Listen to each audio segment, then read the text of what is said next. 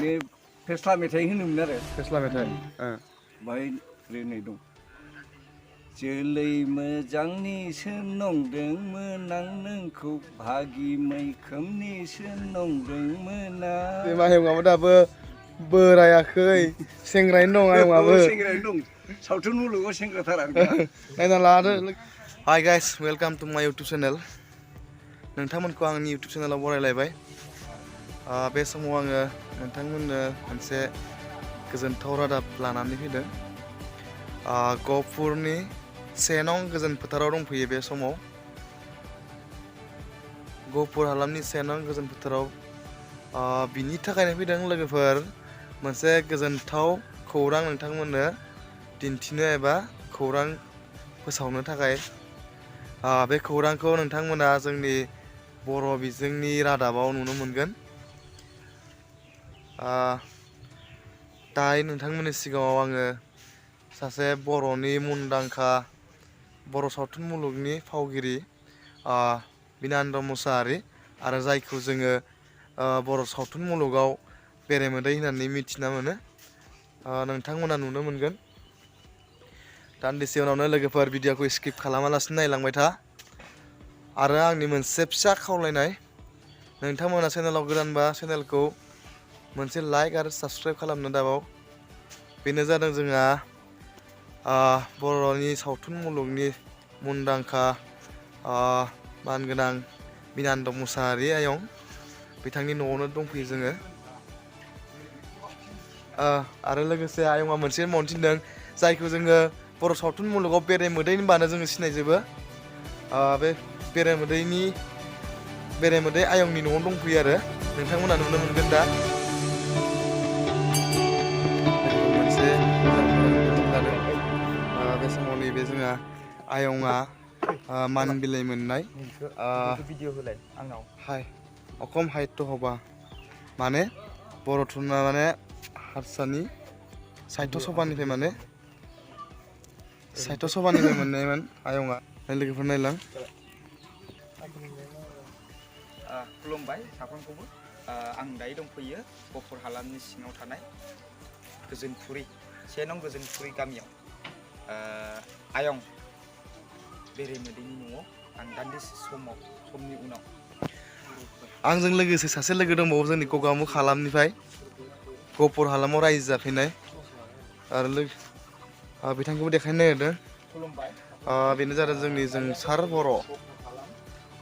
गगामुखनिफ्राय गहपुर हालामाव रायजो जाफैदों बिथाङा जोंसार मारै मोनदों आयं बेरेमोदै न'आव फैनानै मोजां मोनदों ना नोंथ' न'खौ सिनायखायोमोनलै आयंनि न'खौ फैगोन ना फैयामोन नों मालाबा लामाजों थांनाय जायो होमबाथ' जोंसार नोंनि हेफाजाबाव नोंनि नाजानायाव दिनै जोङो आयं बेरेमोदैनि न'खौ नुनो मोनबाय जोबोद गोजोननाय थाबाय नोंनिसिम आरो जोङो नोंनि हेफाजाबावनो जोङो गहपुर हालामनि बर' सावथुन मुलुगाव बाहागो लानाय सुबुंफोरखौ जोङो नुनो मोनगोन होननानै सानो गोजोननाय थाबाय जोंसार गाइस खुलुमबाय नोंथांमोनखौ मोनसे गोनांथार जायगायाव लानानै फैदों जोङो आंनि भिडिअनि गेजेरजों बेनो जादों बिश्वनाथ जिल्लानि गहपुर हालामाव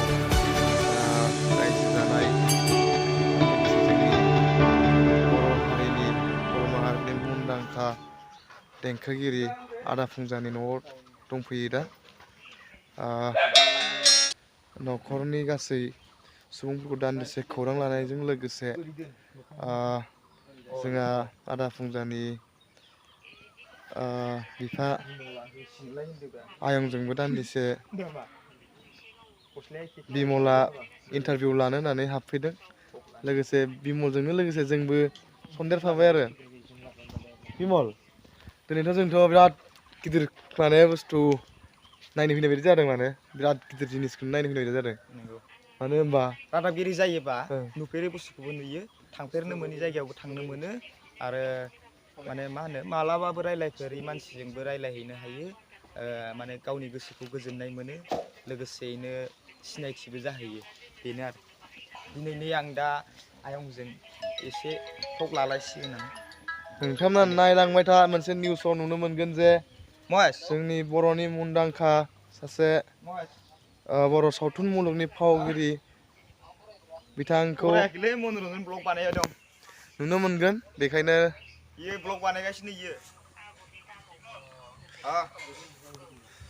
दान्दिसे उनावनो नोंथांमोना नुनो मोनगोन जोंनि बर' सावथुननि मुंदांखा गैया आरो माबा न'खर संसार न'खर दावहा बिनानाव मोसाहारि ना नैबे आयंआनो जोंनि बेरेमोदै जोंनि बर' सावथुन मुलुगाव नुजाबाय थायो सम सम आरो बे साननैसो आयंआ आजिरा लाथ'नाय बायदि जादों समनि आंखालाव आरो साननैसोनि उनाव आयंआ सावथुन मुलुगाव ओंखारबावगोन होननानै फोरमायदों बेनिखायनो जोङो आयंखौ दान्दिसे खौरां लानो फैदों गोबां सावथुन मुलुगाव बाहागो लाफैबाय आयंआ जों मोनसे आयंजों गोनांथार बाथ्रा सावरायनो फैनाय जादोंमोन दिनै आयंखौ लोगो मोननानै जोबोद गोजोननाय मोनदों आयं बोरै दंमोन खबरा खबराथ' मोजां मोजाङानो ना आंना सानफ्रोमबो मोजांखालै एकदम मोजांखाना औ आयंआथ' सावथुन मुलुगनि मानसि नालाय ससे ओरैनो देंखोजों आयंनि गारांजों ससे रोजाबनो हागोनदां आयंखौ हाब रोजाबनायखौ एसे गाराङा जाथारलालै आयं ओरैनो ससेल' माखौ गोसोआव दं मोनसे ओरैनो फेस्ला मेथाइ होनोमोन आरो फेस्ला मेथाइ बाहाय ओरैनो दं जोलै मोजांनिसो नंदोंमोन आं नोंखौ भागि मैखोमनिसो नंदोंमोन आं नाथाय माथो गाद्रा गुद्रानिथो फिसाजो नोंलै लेफोर दांफैलानिसो फिसौजो ओइ आलौरि हारायबांखो सोरखौ नुवा नोंलाय हारसा फिथाखौनो बर' फिथा होननानै जाबाय बायनाय बेबायदि आरो मेथाइआ बावबायलै माखासेखौ गोजोननाय थाबाय आयंनिसिम आयंआबो दाबो बोरायाखै सेंग्रायैनो दं आयंआबो सेंग्रायैनो दं सावथुन मुलुगाव सेंग्राथार आं दा नायना लादो लोगोफोर आयंआ खिन्थु सावथुन मुलुगाव बहाबा रागानि लायो बहाबा माने दुखुनि लायो माने आयंजों जि माने महरा समायो आरो बेखौनो आयंआ लायो आरो आयंनि न'आनो जादों गहपुर हालामनि 1 नं गोजोन फोथाराव आयंनाबो सासे मुंदांखा देंखोगिरि फिसाज्ला दङ बेनो जादों जोंना फुंजा मोसाहारि आदा बे आदानि न'आवनो दंफैयो जोङो माब्लाबा लोगोफोर फैबाथाय हाबलांनो हागोन 1 नं गोजोन फोथाराव आयं बेरेमोदैखौ लोगो हमलांनो हागोन लोगोफोर बेरेमोदै होनबासो मोजाङै सिनायो दे